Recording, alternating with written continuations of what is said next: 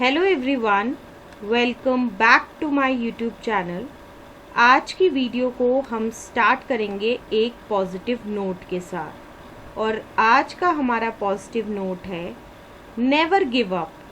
Today is hard, tomorrow will be verse, but the day after tomorrow will be sunshine. इस line का क्या मतलब है? कभी भी हार मत मानो। आज कठिन है, कल बदतर होगा, लेकिन कल के बाद का दिन सुनहरा होगा। और इसी पॉजिटिव नोट के साथ हम स्टार्ट करेंगे आज की वीडियो को। आज हम डिस्कस करने वाले हैं NBHM 2015 के पेपर को, और जो सेक्शन है जिसको हम डील करेंगे वो है कॉम्प्लेक्स एनालिसिस। तो चलिए डिस्कस करते हैं NBHM 2015 के कुछ क्वेश्चंस को। ओके, आज का हमारा पहला क्वेश्चन है let C stands for the unit circle. अब ये यूनिट सर्कल कैसा है? इसमें वो सारे Z हैं जो किसके बराबर है? e की पावर आयोटा थीटा के, जहाँ पे थीटा की वैल्यू जो है वो -π से π के बीच में है। और ये जो यूनिट सर्कल है ये कहाँ पे है? कॉम्प्लेक्स प्लेन पे है। और साथ ही साथ K जो है वो बिलोंग कर रहा है R में, और ये जो है एक फिक्स्ड कांस्टेंट है। अब इस क्वेश्चन में बेसिकली हमें करना क्या है? हमें दो ऑप्शंस गिवन है और उन्हीं दोनों ऑप्शंस को जो है हमें सॉल्व करना है। सबसे पहले ऑप्शन ए में क्या गिवन है? अगर C को जो है हम डिस्क्राइब करें पॉजिटिव सेंस में। अब ये पॉजिटिव सेंस का क्या मतलब है कि जो C सर्कल है, यूनिट सर्कल, इसकी जो डायरेक्शन हमें गिवन है वो है एंटी क्लॉकवाइज डायरेक्शन। और जब भी C को जो है अगर हम डिस्क्राइब करते हैं पॉजिटिव सेंस में, तब हमें इवैल्यूएट करनी है वैल्यू ऑफ द इंटीग्रल। अब इंटीग्रल क्या है? इंटीग्रल ओवर C e की power kz divided by z into dz।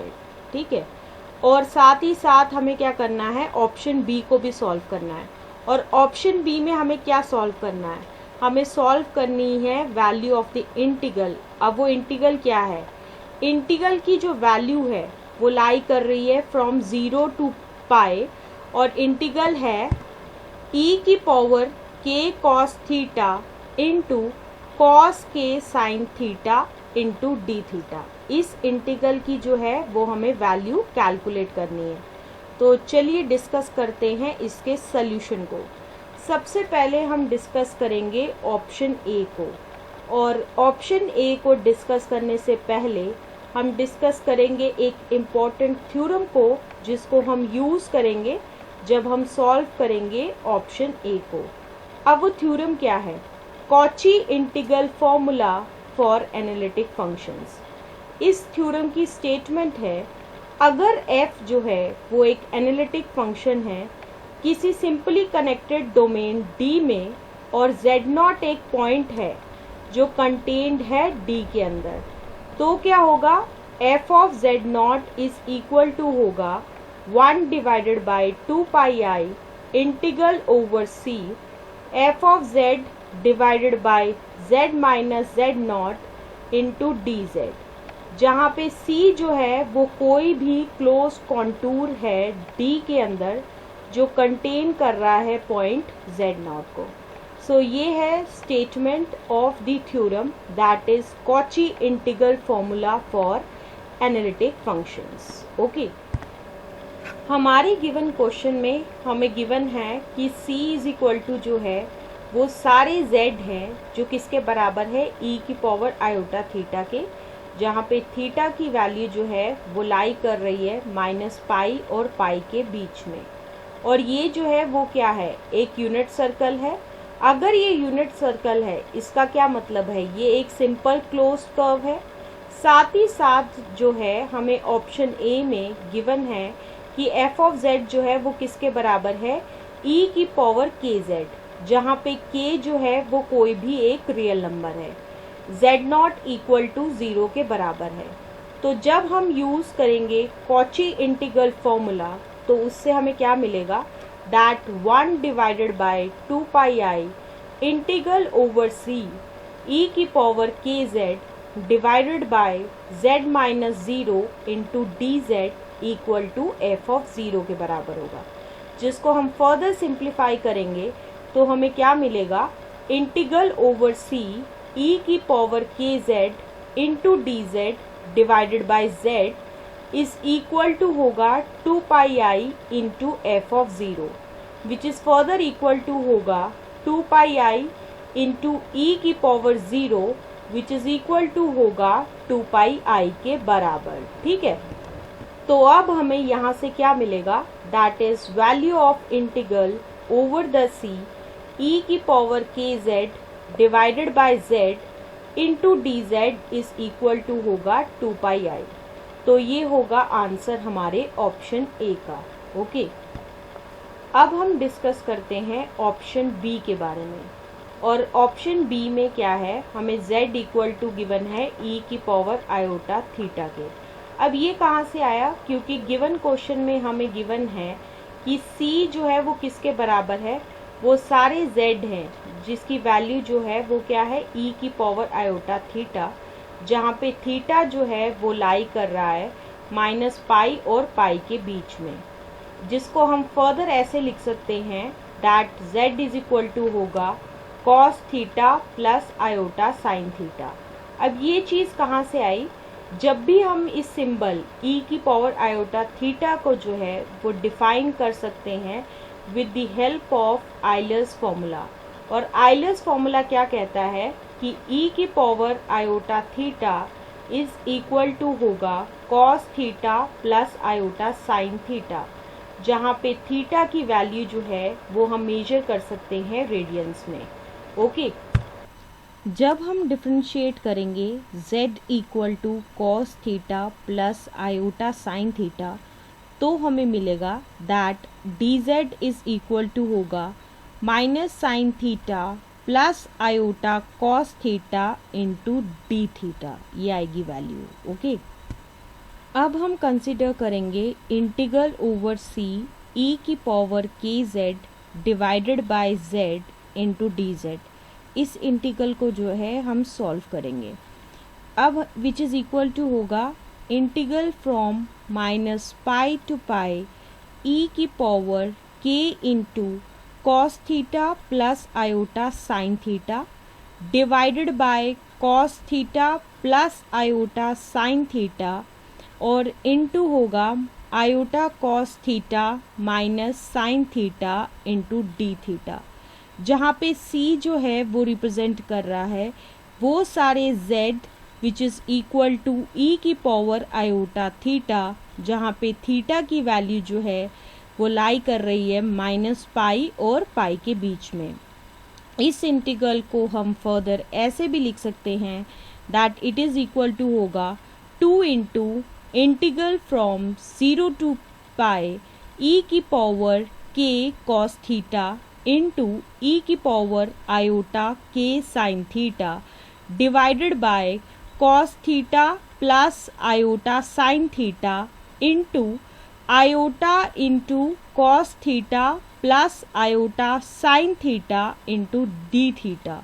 अब ये कैसे आया, क्योंकि iota cos theta minus sine theta किसके बराबर होगा, इट इज़ इक्वल टू होगा iota cos theta plus iota square sine theta, क्योंकि आयोटा स्क्वायर जो है वो -1 के बराबर होगा, विच इज़ इक्वल टू होगा iota into cos theta plus iota sine theta. Okay, next step में हम कैंसिल आउट करेंगे cos theta plus iota sine theta को न्यूमिनेटर और डिनोमिनेटर दोनों में से। सो हमें क्या मिलेगा, that it is equal to होगा 2 iota integral from 0 to pi E की power K cos theta into E की power iota K sine theta into D theta. Okay, which is further equal to होगा 2 iota integral from 0 to pi E की power K cos theta into cos of K sine theta plus iota sine of K sine theta into D theta. यहाँ पे हम use कर रहे हैं Euler's formula को। अब हम क्या करेंगे, e की पावर k कॉस थीटा को जो है वो मल्टीप्लाई करेंगे कॉस के साइन थीटा के साथ, और साथ ही साथ किसके साथ करेंगे, iota sine K sine theta के साथ। तो हमें नेक्स्ट स्टेप में क्या मिलेगा, that it is equal to होगा 2 iota into integral from 0 to pi e की power k cos theta into cos K sine theta into D theta plus 2 iota integral from 0 to pi iota e की power k cos theta into sine of k sine theta into D theta, ये आएगी value. Okay, next it is equal to 2 iota integral from 0 to pi e की power k cos theta into cos K sine theta into D theta -2 into integral from 0 to pi e की power k cos theta into sine of k sine theta into D theta, क्योंकि iota square जो है वो equal to -1 के बराबर होगा। अब from option A से क्या मिलेगा, the value of integral over C e की power K Z divided by Z into D Z equal to होगा 2 pi I, which we have discussed earlier also. So यहाँ से क्या मिलेगा, that is 2 pi I is equal to 2 iota into integral from 0 to pi e की power k cos theta into cos K sine theta D theta -2 into integral from 0 to pi e की power k cos theta into sine of k sine theta into D theta. अब next step में हम क्या करेंगे, compare करेंगे real और imaginary part को।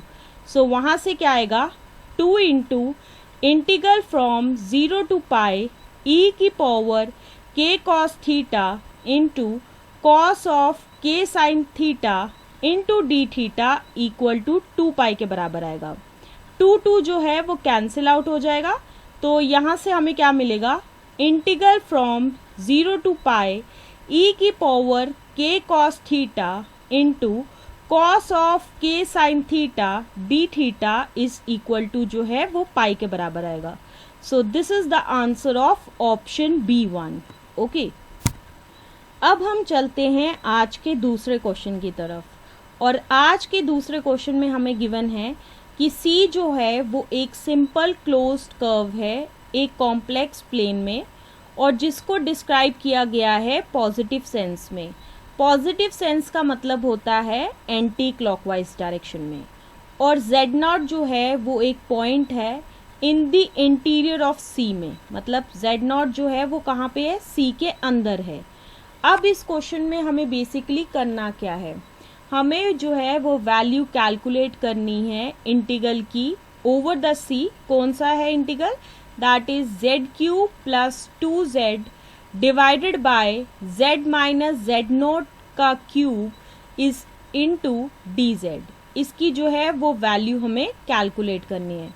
तो चलिए डिस्कस करते हैं इसके सल्यूशन को, और सल्यूशन को डिस्कस करने से पहले हम डिस्कस करेंगे एक इम्पॉर्टेंट थ्योरम को जिसको हम यूज़ करेंगे इस क्वेश्चन में।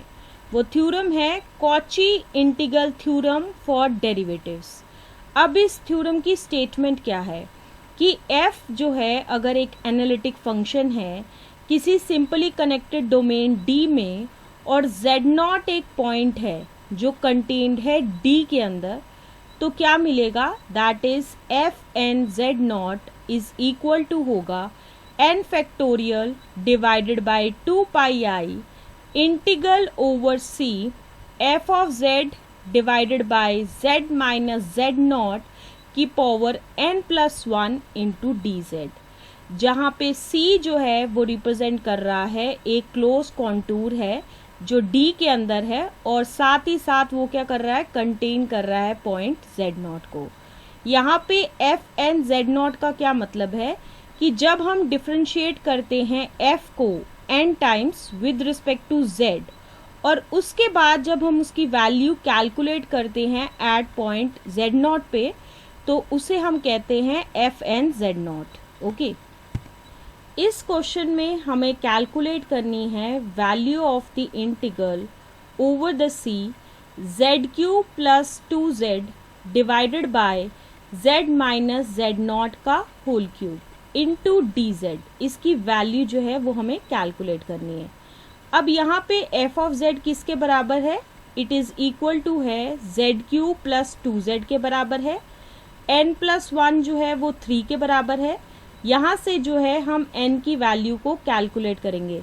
सो n इक्वल टू आएगा 3 minus 1 which is equal to 2 के बराबर है। c जो है वो एक सिंपल क्लोज्ड कर्व है in the complex plane c containing the z not belongs to c। और अब यहाँ पे हम क्या यूज करेंगे? Cauchy integral formula. तो हमें क्या मिलेगा? 2 factorial divided by 2 pi I integral over c z cube plus 2z divided by z minus Z not की power 3 into D Z is equal to होगा f of 2 at z not.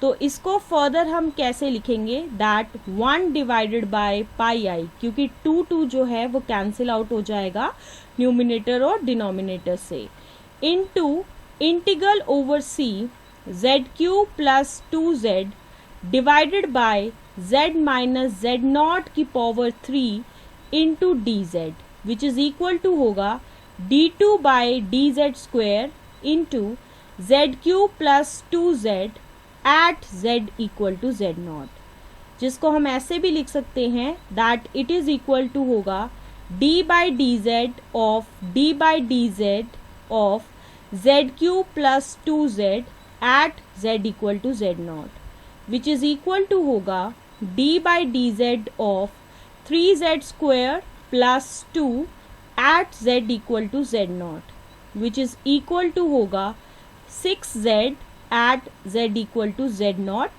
and which is equal to होगा 6z naught। अब इस चीज़ को हम ऐसे लिखेंगे कि हम क्या करेंगे? पाई आई को जो है वो ट्रांसपोज कर देंगे राइट हैंड साइड में। So therefore value of integral over C Z cube plus 2z divided by z minus Z not की power 3 into D Z is equal to होगा 6 pi I into z naught. So this is the answer of this question, and with the explanation of this question, this is the end of this video. See you soon in another video.